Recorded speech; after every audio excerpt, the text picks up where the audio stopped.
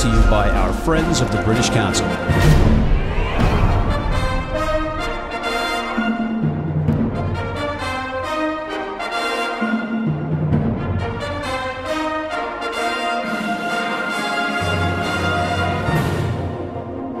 Hey everybody, welcome back to Rugby Wrap-Up here at the Fantasy Sports Network, Studio 34 on West 35th Street in Manhattan. And I have the pleasure of being with some very big names in the rugby world, at least in their apartments. Mr. Drew de Carvalho, is that the correct pronunciation? De Carvalho, but that's okay. De Carvalho, accent grave. Mr. Geoff Andrews and Mr. Desmond O'Brien.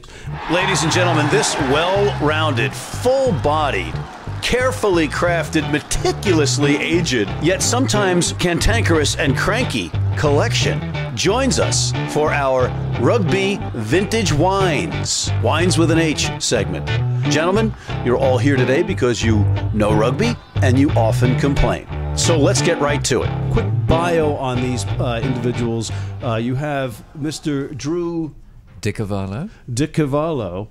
He's Australian, if you can't tell by the attitude, but he's also a voiceover artist, a.k.a. the voice of Australia in America, and a longtime resident expat of Oz, and an amateur rugby player. And you'll get no argument with that. Very amateur. Yes, but he also has a very smooth voice, which he will like to use, but we'll give him the school bell to cut him down. Mr. Geoff Andrews, who is the mayor of all things Kiwi and probably Aussie in the United States. He's also a Royal New Zealand Navy man. Right. Farmer of the Year in New Zealand. Nice. Young Farmer of the Year. What's that? Young Farmer of the Year, 1978. He's always modest. He doesn't want to make sure that he wants to make sure you don't think he was the Farmer of the Year, but the Young Farmer of the Year. And, you know, if he had stayed at it, he would have been the Farmer of the Year for sure. But also former coach of the New York Rugby Club, a club that we are affiliated with, and Lafayette Rugby. Is that correct? Yes, that's right, Lafayette. So far, so good. And also the founder of the Vintage Whines. Yep, the New York Vintage Whines International Touring Old Boys Rugby Team. Des is a member. You're a member. It's a great side. Yes, and Whines, Whines, because as we get older, we don't just age, but we complain more. And finally, but not least, Tipperary Desmond O'Brien, the young man from Ireland who's come over to the United States, and now he owns about 75,000 bars, including the Pig and Whistle, the best rugby pub in New York City. And none of this complimentary introduction stuff has anything to do with that. You sponsor Rugby Wrap-Up. It's got nothing to do with it. Of course not. Of course not. Also, a heck of a New York Rugby Club player that ran over me before he retired. Anyway, gentlemen, I brought you all together because you all know a lot about rugby, and you're all interesting men in the pub, and you have your opinions. And I wanted to get your opinion on the Barbarians, the Babas. Who basically are going to, they're having some great runs right now. They had the exciting match against New Zealand just recently, your All Blacks. But the future of the Barbarians in the professional era is kind of up in the air. You got players that are playing way too many games. You've got a bunch of injuries going on in the Aviva Premiership, the Guinness Pro 14, the Top 14. You've got the British and Irish Lions every 4 years. These guys are playing international tests. They're playing professional rugby. When the Barbarians and even the Lions were formed, there wasn't professional rugby per se. So now you've got a question of how long are these guys going to continue going, and what is the future of the Barbarians in the professional era? Geoff, why don't you start? Well, the Barbarians out of the United Kingdom are... I'm not sure what's going to happen there, Matt, but I was, like most rugby enthusiasts, very disappointed in the game they had against the All Blacks. With the crowd attendance, the crowd was, it should have been 80,000 people there, and there was only 60,000. And I'm disappointed that they wouldn't release the players to let them, the local players, play against the All Blacks. However, the future of the Barbarians, what we must remember is that there are Barbarian clubs in South Africa, in New Zealand, and maybe it's time we had a Barbarians club here in the United States, which could promote games against touring side. So I'm not quite sure where it's all going to start. It's been the Barbarians since they were founded had played over 100 games. So I'm not quite sure. So do you think that perhaps the World Rugby could take over the Barbarians and make them a Tier 2 kind of competition team? You know, I just watch it. I just want to see a great game of rugby. And when I see the Barbarians play the New Zealanders, my only thought, without knowing much about the background, is why are the New Zealanders in the Barbars? I want to see a team, an international team, play against the Barbars, which is made up of all these fantastic players. Right. I mean, I remember the Barbarians in the old days. There was like one team against, and there were no players in the Barbarians from that team. I think that just makes sense from my point of view. Well, Des, you got the players are from all over the place historically, though. You've got guys like Zinzan Brooke, who played for the Barbarians. You got Australians like Campese, but you got Tony. I think it was Tony Riley. Tony O'Reilly. That was the leading try scorer and has the most matches, and he's an Irishman. But the motto, Des, is the Barbarians' motto, as per Reverend W.J. Carey, is that rugby football is a game for all gentlemen in all classes, but for no bad sportsmen in any class. And they haven't said from the get-go that this was just a UK-based team. Well, my take on it is, when I remember as a young man watching the Barbarians play, it was almost like an all-star game.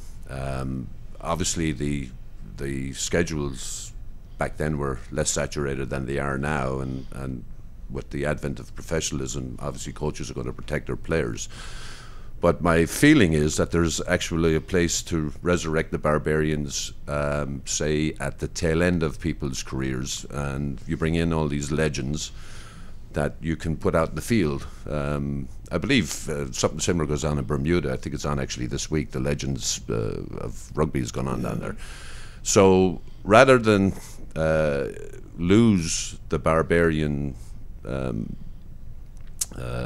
team and the games that they perform in, I think maybe we should be able to, or the powers that be should maybe look at bringing it back at the tail end of legends' careers and keep that vibe alive. That's an interesting. Let's come back after these words with more, and we can continue on that. We'll be right back.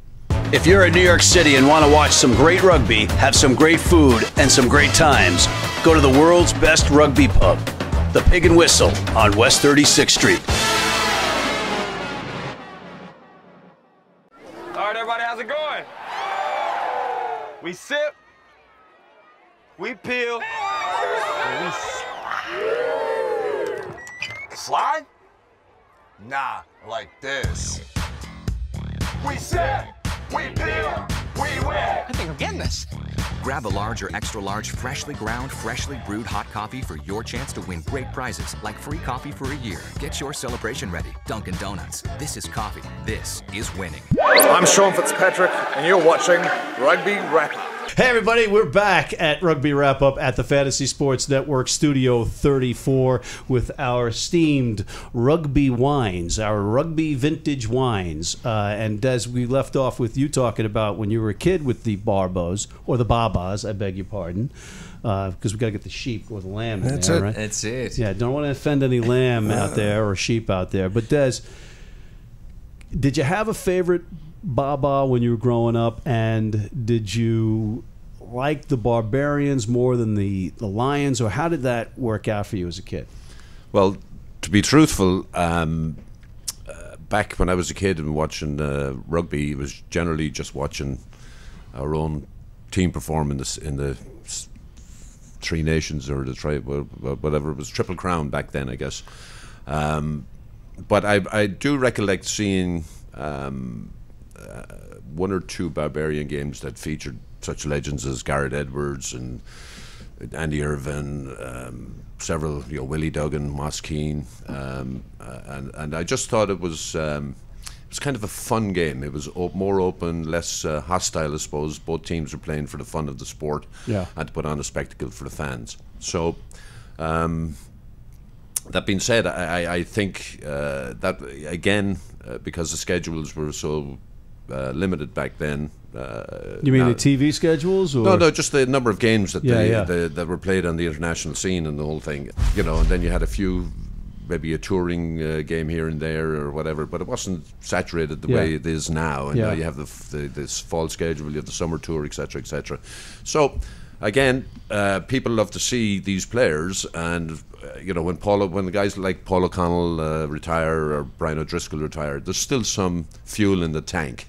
And I think these guys and their ilk from other nations could be put on a team just for the entertainment value that they bring and they give, and just the fun that the Barbarians Did you notice he avoided answering the question about his favorite player growing up? But well, I did say Gareth Edwards. right, you know, right. I mean, but you know, as an Irishman, Yeah. you know, I got to say Willie Duggan. okay, all right, good. Because Jeff, he drank a pint of beer at half time and smoked a pack of cigarettes. That was those days are Because they were all amateurs. Yeah, exactly. But you know, that speaks to what we were talking about before. Maybe it is an older kind of squad, or a squad of guys that isn't necessarily at the top of their game or vying for their nation's spot, and they come and they play maybe a Team USA and a Team Canada. Yeah, and I stuff think, like that. Yeah, I think that would work. I just think that the Barbarians culture, it's like golden oldies rugby culture. It's the camaraderie. It's the making sure that everybody contributes. There's a lot of after-match functions. There's a lot of pre-match functions. It's just a great way for people to express their love for one another playing the game. And I would like to see more of it. That question you asked Des about their favourite player, my favourite memory of the Barbarians is Cliff Morgan, the commentator, when he called that try that Gareth Edwards got. I think it was 1973. 73. Brilliant by Quinnell. This is Gareth Edwards. A dramatic start. What a score!